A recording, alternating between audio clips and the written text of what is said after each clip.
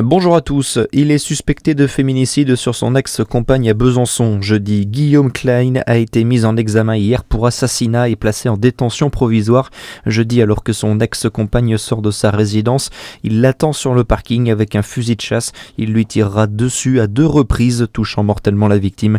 Il a reconnu les faits à la barre hier, invoquant une rupture difficile en février dernier. Il encourt la réclusion criminelle à perpétuité. Le maire de Chalon-sur-Saône souhaite une sanction exemplaire. Réaction de l'édile après l'agression d'un pompier en pleine intervention à Chalon dans la nuit de vendredi à samedi. Un homme qui venait de se faire agresser s'en est pris au pompier venu le prendre en charge. L'un des sapeurs a été frappé au visage. L'homme a finalement été maîtrisé par la police municipale. Le maire Gilles Platret a relayé les faits sur ses réseaux sociaux. Il demande une sanction exemplaire contre, je cite, ce sale individu. Une plainte a également été déposée par la mairie. La demande de réintégration d'une Congolaise et de sa fille rejetée par le tribunal à Dijon.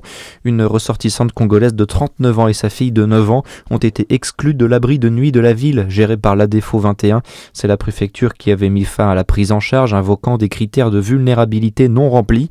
Une affirmation contestée par l'intéressé et le collectif de soutien aux demandeurs d'asile. Le tribunal a confirmé la décision de la préfecture.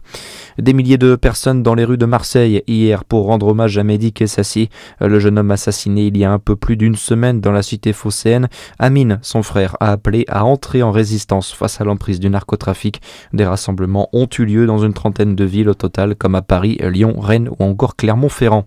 Et puis les sports avec du basket, hier soir, la 9e journée de Betclic Elite. Défaite de la JDA, d'abord sur le parquet de l'Asvel, 85-80.